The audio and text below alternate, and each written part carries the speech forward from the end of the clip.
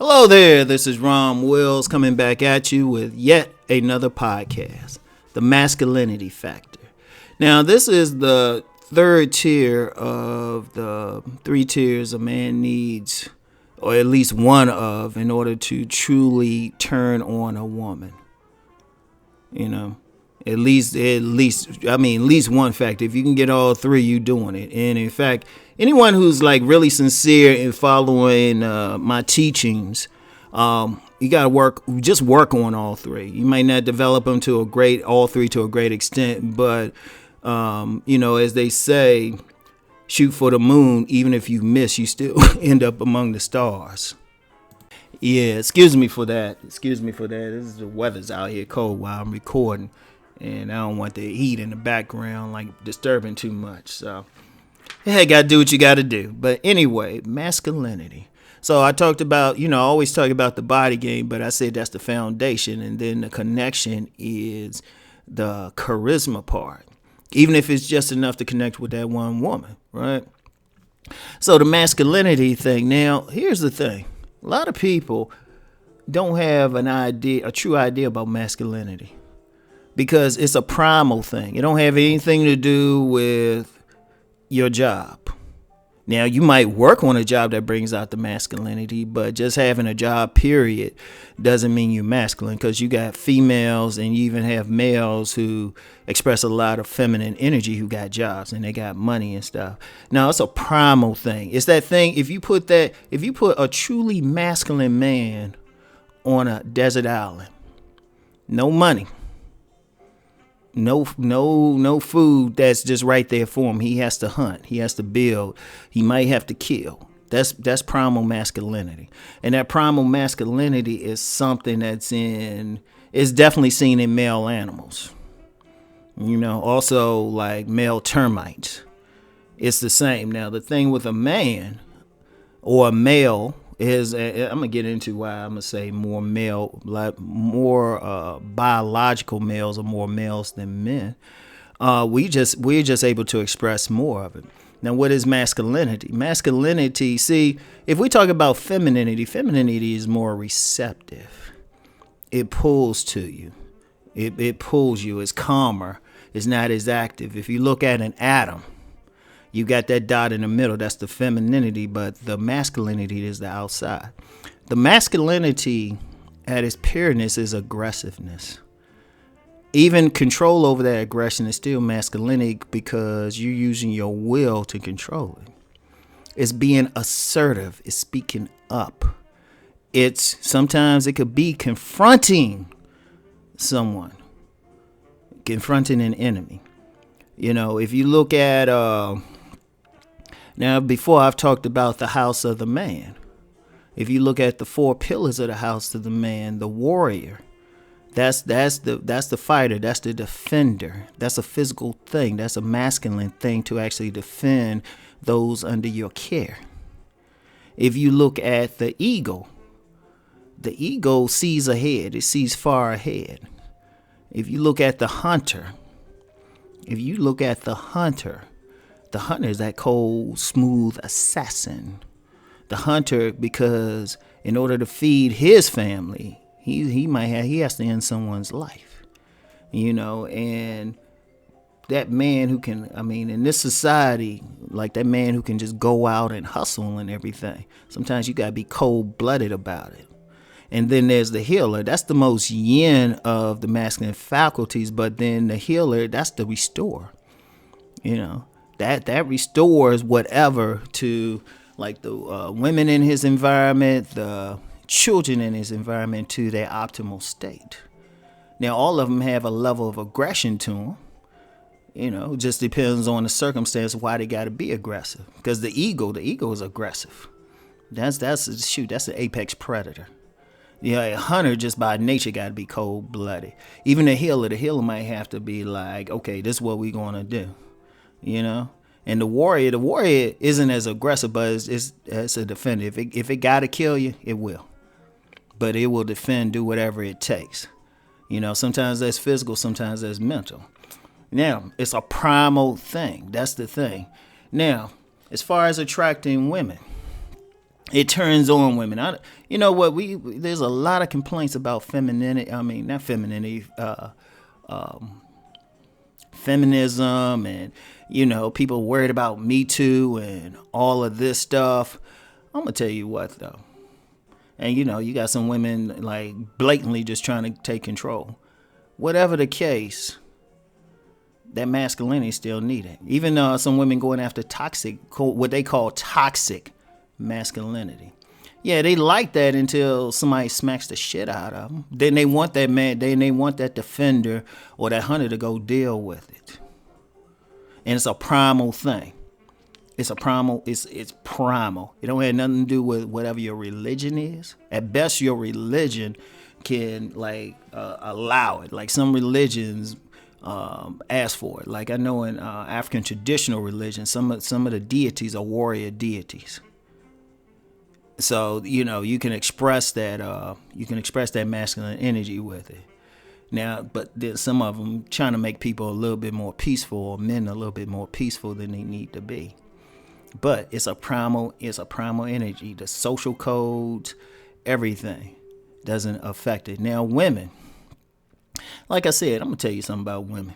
I don't care what their politics are, what their strategy is. How masculine or what they think to be masculine they need to be on their jobs, how take charge they are.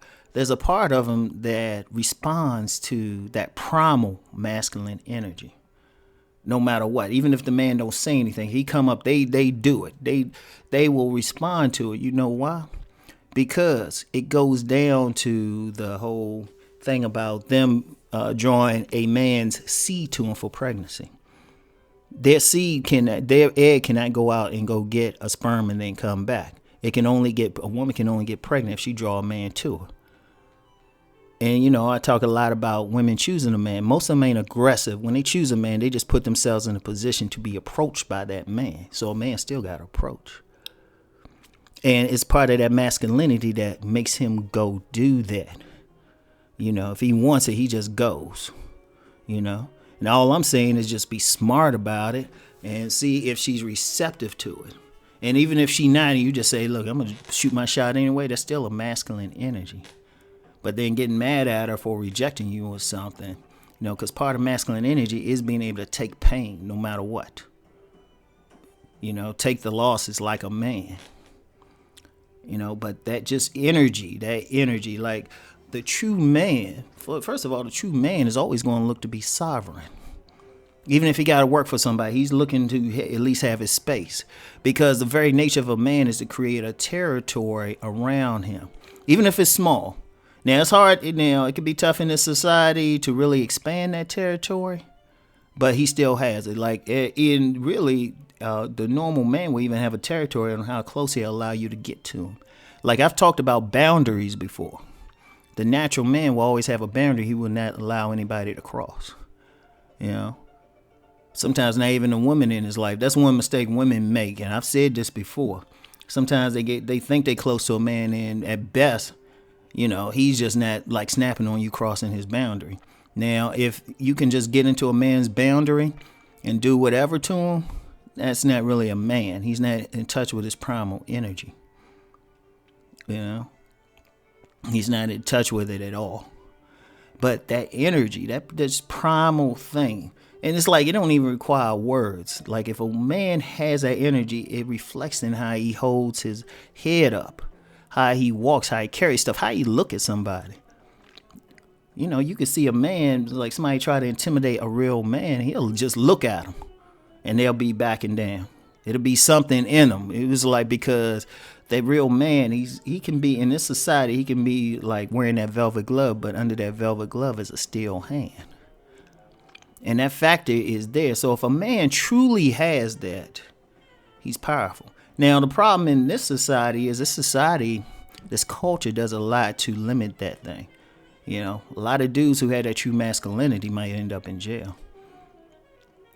Or they consider rebellious. Because when they tapped into it, it's hard for them to follow. They can follow somebody who's guiding them along the same path.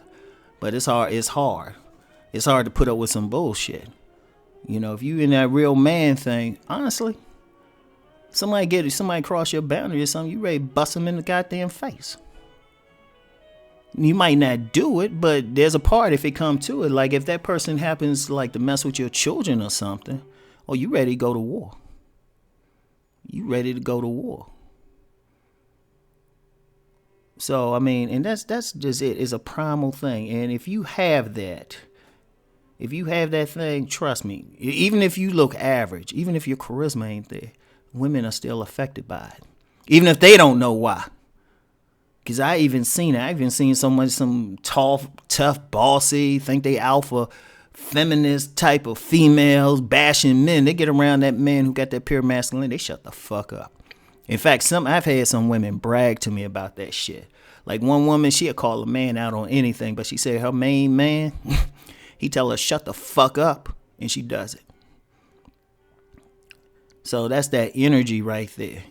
Now, it's tough. It's the toughest one to develop. Like I said, we live in a society, we don't hunt like we used to. We don't hunt in the wild. Most men are discouraged from actually fighting. Used to be coming up, if you had a trouble with somebody, y'all threw hands. Y'all ain't like go back and forth on some social media about it. Y'all got in there, y'all got together. There was usually a circle when y'all threw hands. And win or lose, you were respected. In fact, there's a lot of dudes, especially coming up, get their ass whipped by somebody, but because they stood up like a man, that man who just whipped their ass wouldn't let nobody else touch him. In fact, a lot of guys became best friends like that. They'll say, nah, he stood up to me. I respect that. Nobody else better not even try to fuck with him. Or if that dude did get in a fight, hey, he got his back. But that was a man thing. Now, people ready to sue. Or even when you got some punks out here ready to shoot somebody over instead of like dealing with the man to man. Yeah. But if you got that form still, shoot. And if you, like I said, if you got all three, shit, you can't get rid of women. You be sitting at a quarter, like try to eat your buffalo wings in peace. They gonna come over to you. Yeah, or even if they ain't even gonna wait for you, they gonna say, or they gonna just be like, look, whatever you want, I'll suck your dick on the spot and then make you some French toast afterwards. You know, shout out C Boogie. That's how they gonna be if they come across that energy. So.